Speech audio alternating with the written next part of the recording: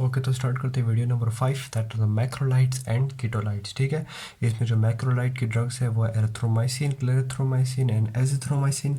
और कीटोलाइट्स की ड्रग है, एक ही ड्रग डिस्कस करेंगे, टेलिथ्रोमाइसिन। ठीक। अच्छा, तो यहाँ पे जो मैंने एक साथ क्यों किया, क्योंकि इनके मैकेनिज्म ऑफ एक्शन सेम है। ठीक है, इनका स्ट्रक्चर सिर्फ थोड़ा सा डिफरेंट है। इस तरह के टेलिथ्रोमाइसिन क्या है, ये है एरिथ्रोमाइसिन का सिंथेटिक डेरिवेटिव है। ठीक है, तो इस तरह से मैकेनिज्म ऑफ एक्शन इसका सेम है, एंटीबायोटिक स्पेक्ट्रम भी ऑलमोस्ट सिमिलर ही है। ठीक है, और ये मैक्रोलाइड्स क्या है, अगर कोई बंदा है जिसमें पेनिसिलिन की अगर एलर्जी है, ठीक है, तो उसमें ऑब्वियसली पेनिसिलिन तो दे नहीं सकेंगे क्योंकि हाइपर सेंसिटिविटी रिएक्शन होगा आईजीई रिस्पॉन्स में। ठीक, तो उसमें जो है ना हम मैक्रोलाइड दे सकते हैं, आप जो है ना एंटीबैक्टीरियल स्पेक्ट्रम दे सकते हैं। ग्राम पॉजिटिव कोकाई में भी है, ग्राम negative rods, gram positive rods, gram negative cocci, ग्राम नेगेटिव रॉड्स में भी, और इसके अलावा क्लेमीडिया और स्पार्किड्स में भी दे सकते हैं। ठीक, तो कौन कौन सी स्पीशीज़ हैं ग्राम पॉजिटिव में? Staph aureus, streptococcus pyogenes and streptopneumoniae. Gram positive में जो मेन जो बैक्टीरिया है ना, ये मैंने लिखे हुए। ठीक है, कॉर्निबैक्टीरियम डिप्थेरिया। ग्राम नेगेटिव में neisseria gonorrhoeae. Gram negative rods में campylobacter jejuni, haemophilus influenzae and legionella pneumophila. Chlamydia में सीसी का क्या मतलब कि क्लेमीडिया नमोनिया, पिसिटी एंड दिस ट्रैकोमेटस। ठीक, एंड स्पायरोकीट्स में ट्रिपेनोमा पैलेडम। ठीक, ये सारे इसके एंटीबैक्टीरियल स्पेक्ट्रम हो गए। ठीक है, मैकेनिज्म ऑफ एक्शन मैं इधर इसको क्लियर करके फिर मैं मैकेनिज्म ऑफ एक्शन रेजिस्टेंस एक साथ करा दूंगा। ठीक, क्योंकि मैकेनिज्म ऑफ एक्शन इसका थोड़ा ज़रा डायग्रामेटिकली ज़्यादा बनाना है। ठीक है, उनका जो है ना मैकेनिज्म ऑफ एक्शन अब इसका थोड़ा डिफरेंट है औरों से।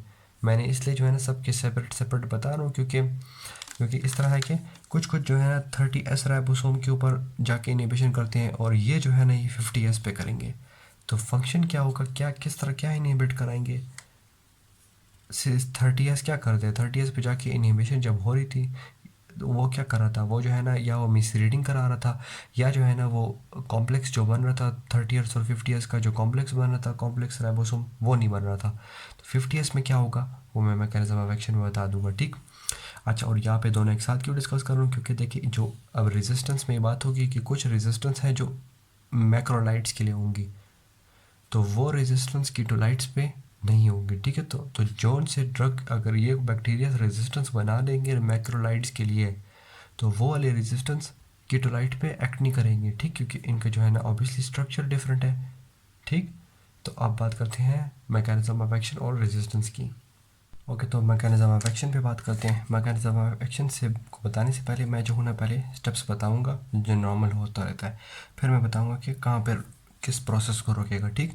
अच्छा, पहले होते हैं यहाँ पे दो टाइप के राइबोसोम होते हैं, ये स्मॉलर सब यूनिट है और ये लार्जर सब यूनिट है। ठीक, उसके अलावा यहाँ पे इस तरह जो है ना मैसेंजर आरएनए होता है। ठीक। ठीक। अच्छा, तो यहाँ पे जब ये दोनों इस तरह बाइंड होते हैं, ठीक, ये बाइंड हो गए, ठीक है, फ़र्ज़ करें, और ये मैसेंजर आरएनए है। यहाँ पे मैसेंजर आरएनए में 3 किस्म की मतलब न्यूक्लियोटाइड्स हैं। ठीक है, और यहाँ पे मतलब बेस पेयर्स, और यहाँ पे जो है ना 3 साइड्स होती हैं। मैं ज़रा साइड्स को ज़रा बड़ी बना लेता हूँ।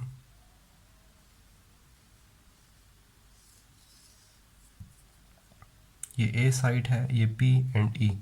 ठीक, ए से क्या मतलब, ए में से मतलब अमाइनो असाइल। ठीक है, पी से मतलब peptide and E for exit. लेकिन अब देखिए एग्जिट लिखा है तो मैंने ए से याद करने के लिए मैंने यहाँ पे लिखा, मतलब मैंने इस तरह याद किया कि ये अराइवल। ठीक है, 3 साइट्स हो गई जो कि 50S राइबोसोम पे है। ठीक।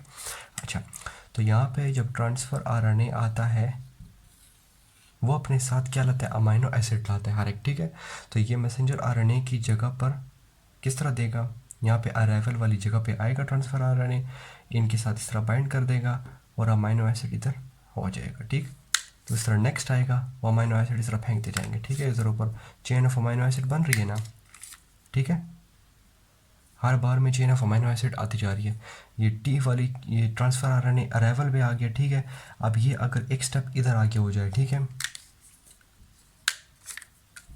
एक स्टेप इस तरह आगे हो जाए तो ये ई क्या एग्जिट इधर आ जाएगा, ये अराइवल जो है ना इस तरफ चला जाएगा और बी इस तरफ हो गया। ठीक है, एक स्टेप आगे हो गया ना, समझ आई। तो अब ये वाला ट्रांसफ़र यहाँ पे आ गया, ठीक। अब नेक्स्ट ट्रांसफ़र इधर आ गया, जिसने ये रेड वाला दे दिया, इसको रेड ही बना लेता हूँ, इसने रेड वाला दिया। इस तरह एक एक स्टेप आगे जा रहे हैं, ठीक है।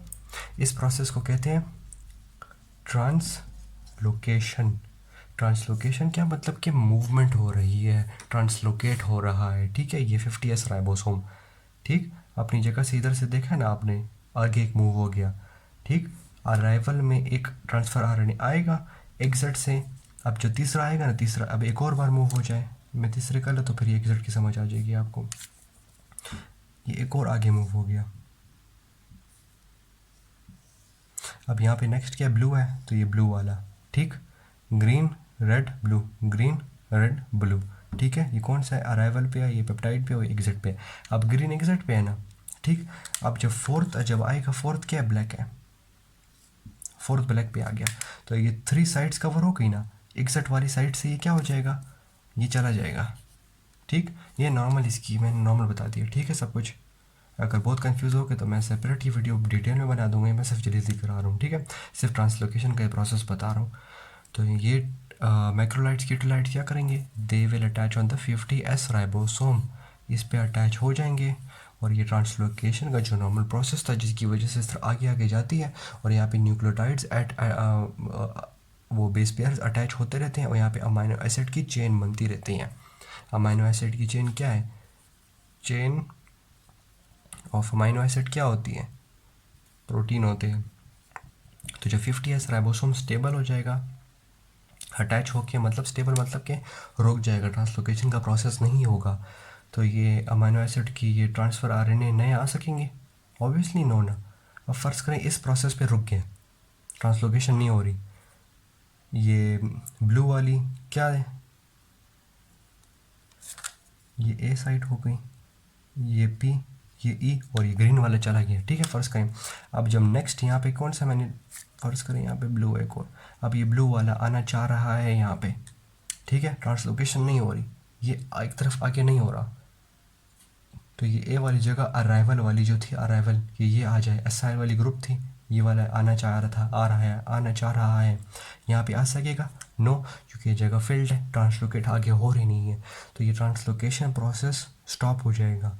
तो इसकी वजह से जो फर्दर जो अमाइनो एसिड की चेन बन रही है स्टॉप हो जाएगी, तो प्रोटीन सिंथेसिस क्या हो गई, इनहिबिट हो गई, समझ आ गई। तो ये क्या है, ये सारी इसकी क्या मैकेनिज्म ऑफ एक्शन है, ठीक है।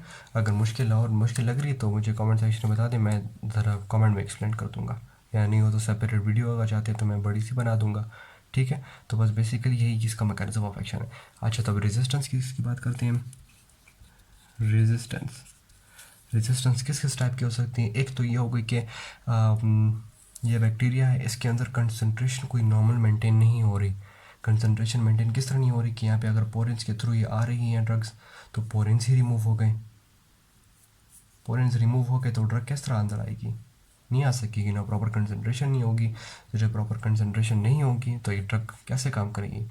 अच्छा, कंसनट्रेशन की बात हो ही गई है तो एक यहाँ पे बता देता हूँ कि कंसनट्रेशन के साथ ये बात है इस मैक्रोलाइट कीटोलाइट की कि लो कंसनट्रेशन में दे आर बैक्टीरियो स्टैटिक, ठीक है। जब लेकिन जब हाई डोज हो जाता है या high concentration, so they are bactericidal, ठीक है। तो लो कंसनट्रेशन में बैक्टीरियोस्टैटिक, हाई कंसनट्रेशन में बैक्टीरियोसाइडल, ठीक है। तो प्रॉपर कंसनट्रेशन में यहाँ पे मेंटेन नहीं होगी तो ये रेजिस्टेंस है। इसके अलावा अगर रिफ्लेक्स पंप आ जाए, जो कि ये ड्रग अगर कोई आ रही भी है अंदर, वो क्या हो गई, बाहर चली गई, ठीक, ये बाहर चली गई ड्रग, ये फ्लेक्स पंप्स हो गए, ठीक।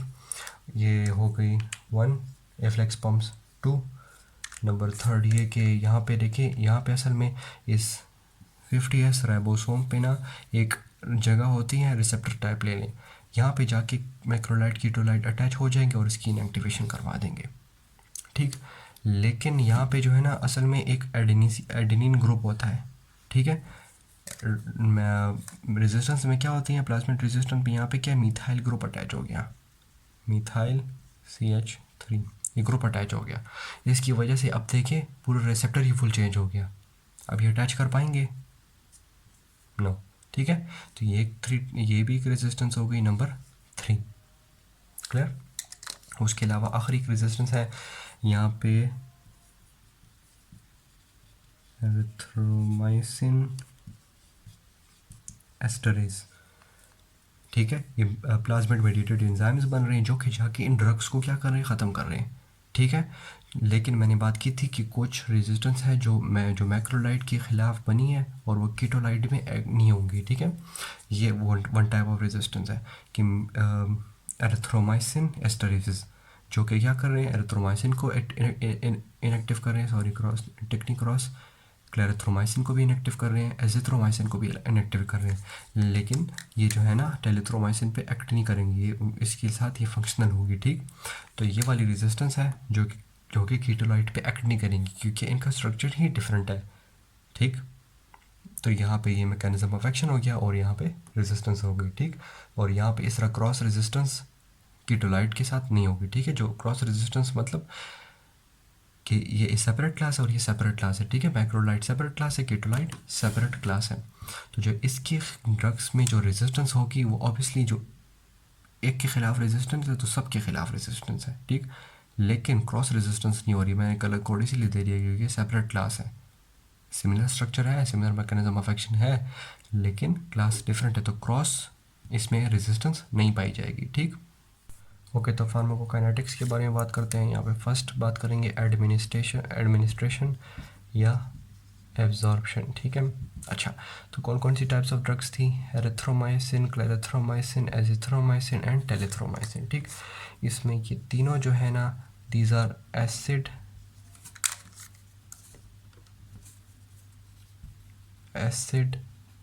स्टेबल ड्रग्स और इन सब की क्या है, ये चारों ओरल ड्रग्स हैं, ठीक, सही।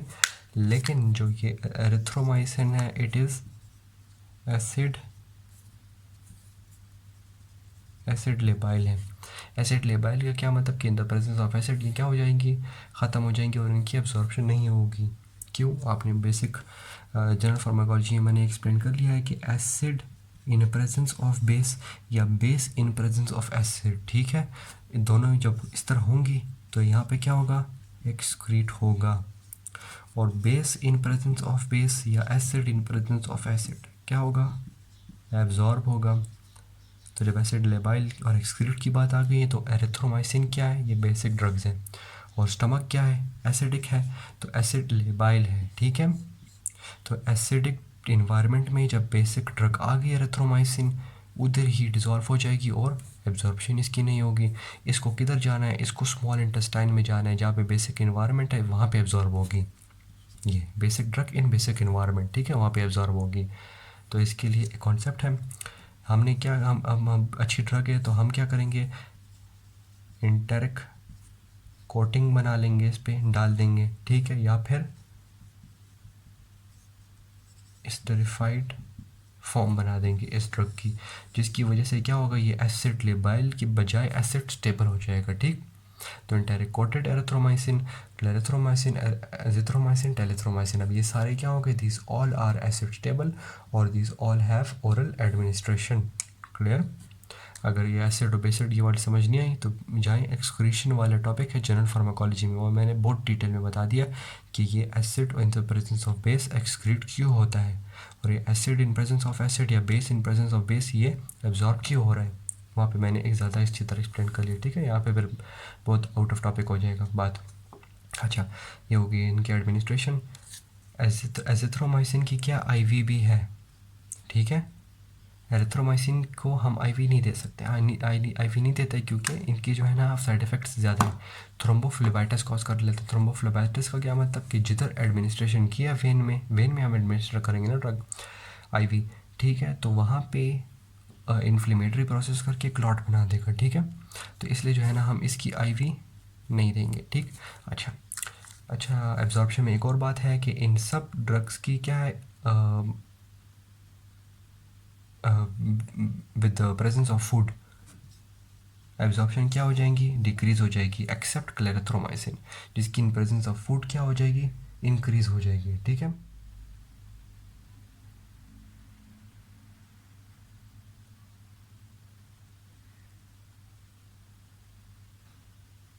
सही। तो अब एडमिनिस्ट्रेशन हो गया, एब्जॉर्प्शन हो गया। अब जब ये एब्जॉर्ब हो गया, अब इसके बाद क्या होगा? डिस्ट्रीब्यूशन होगी इस ड्रग की। ये तो बिल्कुल नज़र नहीं आ रहा।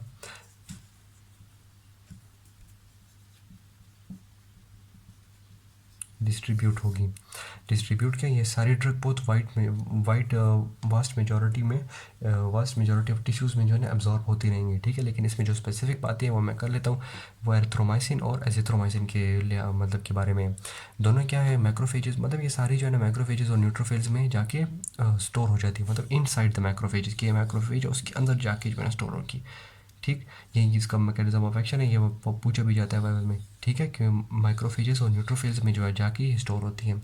लेकिन एरिथ्रोमाइसिन के बारे में एक स्पेसिफिक बात यह है कि ये बहुत, ने कहा है ना कि सब मतलब कि वॉल्यूम ऑफ डिस्ट्रीब्यूशन सबका ज़्यादा है, लेकिन एरिथ्रोमाइसिन की एक स्पेसिफिक बात यह है कि this is one of the few antibiotics जो कि प्रोस्थेटिक फ्लूइड में पाया जाता है, जो कि prosthetic barrier blood tasty barrier, prosthetic barrier नहीं, ब्लड टेस्टी बैरियर को क्रॉस करके प्रोस्थेटिक फ्लूइड में पाया जाता है। तो वहाँ पे जो इन्फेक्शंस होंगी उनको भी ट्रीट कर सकेगा, ठीक है। तो इसलिए उनकी वॉल्यूम ऑफ डिस्ट्रीब्यूशन क्या है, ज़्यादा है, ठीक है। और सबसे ज़्यादा वॉल्यूम ऑफ डिस्ट्रीब्यूशन किसकी है, एजिथ्रोमाइसिन की। It is the largest volume of distribution as compare to all of these 3 drugs, ठीक। अच्छा, तो अब बात करेंगे इनके मेटाबॉलिज्म के बारे में। सब के जो है ना मेटाबॉलिज्म होंगी, लिवर में ही मेटाबॉलिज्म होंगी, ठीक। और इसके रिलेटेड ड्रग इंटरेक्शंस में मैं और बातें कर दूंगा कि इनकी वजह से और क्या होता है, ठीक। अच्छा, जो इन सब के जो है ना सिर्फ एरिथ्रोमाइसिन में नॉन एक्टिव मेटाबोलाइट्स बनते हैं, ठीक। और क्लेरिथ्रोमाइसिन, एजिथ्रोमाइसिन, टेलिथ्रोमाइसिन सब में क्या बन रही है, एक्टिव मेटाबोलाइट्स बन रहे हैं, एक्टिव, ठीक है। जो कि मतलब कि एक्टिव मेटाबोलाइट क्या होता है कि ये पेरेंट है, ये गया लिवर में जाके भी मेटाबोलाइट बनाया है जो कि इनएक्टिव होना चाहिए था ना कि एक्सक्रीट हो जाए, लेकिन नहीं, उसकी जगह वो क्या एक्टिव मेटाबोलाइट बना है, ठीक है, कि उसका भी कोई फंक्शनल प्रॉपर्टी है। तो डिस्ट्रीब्यूशन भी हो गई। अब बात करते हैं आखिर में इसकी एक्सक्रीशन के बारे में,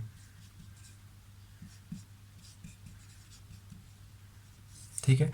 अच्छा, azithromycin, clarithromycin, erythromycin, clarithromycin, azithromycin, telithromycin, ठीक है।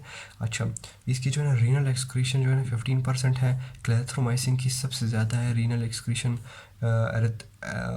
एजिथ्रोमाइसिन की 12% है एंड टेलिथ्रोमाइसिन की 13% है, ठीक है। ये रीनल एक्सक्रीशन सिर्फ बात हो रही है, ठीक है। सबसे ज़्यादा किसकी है, क्लेरिथ्रोमाइसिन की है, ठीक है। और इनके अलावा जो फर्दर परसेंटेजेस है वो सारी क्या होंगी, बाइल में एक्सक्रीट होंगी, ठीक है। तो इनका क्या है, बाइल प्लस मतलब यूरिन में इतनी खास नहीं है, तो बस मेजर इनकी एजिथ्रोमाइसिन, एरिथ्रोमाइसिन, एजिथ्रोमाइसिन, टेलिथ्रोमाइसिन सारी क्या होंगी, बाइल में एक्सक्रीट होंगी। बाइल में एक्सक्रीट हो रही है तो कौन सी बाइल में रिलेटेड एक इम्पॉर्टेंट बात है, इंटेरो हेपेटिक रिसाइकल, ठीक है। ये इंपॉर्टेंट बात है, याद रखें। जिधर भी बाइल से जा रही है ड्रग्स वो इंटरहेपेटिक रिसाइकलिंग हो सकती है। इंटरहेपेटिक रिसाइकलिंग क्या होती है कि ये अगर ड्रग है, इंटेरो मतलब स्टमक, हेपेटिक मतलब लिवर, रिसाइकल मतलब वापस स्टमक से हेपेटिक में चली गई, रिसाइकल हो गई, ठीक। तो अगर कुछ ड्रग्स है जो एक्टिव थी वो तो बस डायरेक्ट ही चली जाएंगी, रिसाइकल हो जाएंगी लिवर में वापस, ठीक है। कुछ हैं जो नॉन एक्टिव हैं, उनके साथ क्या होगा, बैक्टीरिया होंगे हमारे नॉर्मल फ्लोरा हमारे इंटेस्टाइन में जो जाके ये नॉन एक्टिव को एक्टिव बना देंगे। कैसे, मेटाबॉलिज्म की वजह से लिवर में मेटाबॉलिज्म हुई है ना, कोई एक्टिव प्रोडक्ट आ गया जिसने जो है ना नॉन एक्टिव बना दिया था, उन्होंने वो नॉन एक्टिव प्रोडक्ट जो कि नॉन एक्टिव करवा रहा था उसको रिमूव कर दिया। अब ये भी एक्टिव हो गए, ये भी रिसाइकल हो जाएंगी, ठीक है। इसमें जो है ना नहीं होगी इतनी खास, क्योंकि ये जो है ना इसमें जो है ना रीनल प्लस बाइल एक्सक्रीशन है, ठीक। तो अब इससे बात याद कर लें कि अगर फॉर एग्जांपल एक बंदा है जिसकी हेपेटिक इनसफिशिएंसी है, तो उसमें कौन सी ड्रग्स कम देंगे, दिस एंड दिस, ठीक है। क्लेरिथ्रोमाइसिन फिर भी दे सकते हैं क्योंकि उनकी रीनल एक्सक्रीशन हो रही है, इनकी रीनल एक्सक्रीशन इसलिए नहीं, इतनी नहीं है। तो हेपेटिक मेटाबॉलिज्म अगर स्लो हो गई है क्योंकि लिवर डैमेज है, तो उनमें ये एजिथ्रोमाइसिन एंड टेलिथ्रोमाइसिन डोज डिक्रीज़ कर लेंगे, डोज एडजस्ट कर लेंगे। लेकिन क्लैरिथ्रोमाइसिन में कुछ ख़ास बात नहीं होगी उसमें, क्योंकि उसमें रीनल एक्सक्रीशन भी है। और मैं जो ना हाफ लाइफ बताना भूल गया, हाफ लाइफ जो है ना एरिथ्रोमाइसिन की जो है ना अबाउट 2 आवर्स है, एरिथ्रोमाइसिन की 2 आवर्स है, क्लैरिथ्रोमाइसिन की जो है ना 3.5 आवर्स है, एजिथ्रोमाइसिन की ग्रेटर देन 40 आवर्स हैं, एंड टेलिथ्रोमाइसिन की अबाउट 10 आवर्स है। ठीक है, तो 2, 3.5, ग्रेटर देन 40 एंड 10। तो किसका डोज, ये obviously once a day dose देंगे एजिथ्रोमाइसिन का। ठीक, ओके, तो आखिर में बात करते हैं इनकी ड्रग इंटरैक्शंस के बारे में। ड्रग इंटरैक्शन क्या होती है कि one drug in presence of another drug, ठीक है, उसके साथ क्या हो सकता है, ठीक है, या उसकी डोज इंक्रीज, मतलब उसकी वर्क पोटेंशिएट हो जाएगा, कुछ भी हो सकता है, ठीक है, या उसका जो है ना बॉडी में प्रेजेंस ज़्यादा हो जाएगी, हाफ लाइफ उसकी इंक्रीज़ हो जाएगी। तो यहाँ पे जो है ना ड्रग इंटरैक्शन हम ये पढ़ेंगे, एरिथ्रोमाइसिन, क्लेरिथ्रोमाइसिन, एजिथ्रोमाइसिन, टेलिथ्रोमाइसिन, सारे क्या होते हैं लिवर में, ये लिवर है, ठीक है, लिवर में साइटोक्रोम P450 होते हैं जो कि मेटाबॉलिज्म करते हैं, ठीक है, उसमें डिफरेंट जो है ना आइसोजाइम्स होते हैं जो कि डिफरेंट ड्रग्स को जाके इनहिबिट करते हैं, ठीक है। तो ये सारी ड्रग्स क्या है, इनहिबिट मतलब मेटाबोलाइट्स खुद भी बनती हैं लिवर में, लेकिन उसके साथ साथ ना P450 एंजाइम के एक आइसोजाइम को इनहिबिट करा देती हैं, ठीक है, उसकी इनहिबिशन करती हैं, ठीक, उसकी इनहिबिशन हो गई तो उसकी वजह से क्या हो गई, ये सारी ड्रग्स उससे मेटाबोलाइट बन रहे थे, ठीक है, warfarin, atorvastatin, carbamazepine, cyclosporine, simvastatin, theophylline and other drugs और भी बहुत हो सकती हैं, ठीक। जो जो इन साइटोक्रोम P450 से मेटाबॉलिज्म हो रही है उनकी उनकी क्या हो जाएंगी, सीरम कंसंट्रेशन इंक्रीज हो जाएगी। क्यों? क्योंकि ये ड्रग अब लिवर से जब पास होंगी ये मेटाबोलाइट्स में कन्वर्ट नहीं होगी, मतलब अपने पेरेंट फॉर्म में ही होगी, कि अगर ये पेरेंट फॉर्म में है और ये इधर मेटाबोलाइट फॉर्म में बन रहे थे, तो अब ये साइटोक्रोम P450 नहीं है तो ये मेटाबोलाइट फॉर्म बनेगी नहीं, यहाँ पे पेरेंट फॉर्म ही इसी तरह ही बाहर निकल जाएगी, वापस जनरल सर्कुलेशन में आ जाएगी, ठीक, क्लियर। तो इसी तरह ही सीरम कंसंट्रेशन इंक्रीज हो जाएगी। तो ये ड्रग्स या फिर हम जो है ना सीरम कंसंट्रेशन इंक्रीज़ हो रही है तो हम क्या करेंगे, इनका डोज रिड्यूस कर देंगे, ठीक, डोज रिड्यूस कर दिया तो वो सीरम कंसंट्रेशन जो नॉर्मली ज़्यादा हो रही थी वो क्या हो जाएगी, नॉर्मलाइज होके वापस जो है ना नॉर्मल हो जाएगी। या तो हम अगर नॉर्मल नहीं कर सकते तो हम जो है ना ड्रग्स चेंज करके उस तरह ड्रग्स ले लेंगे जो कि P450 से मेटाबोलाइज होती नहीं हो, या फिर उसका जो है ना आइसोजाइम डिफरेंट हो कि इस ड्रग्स से वो सीरम कंसंट्रेशन इंक्रीज ना हो, ठीक। सो बस this was all about macrolides and कीटोलाइड्स।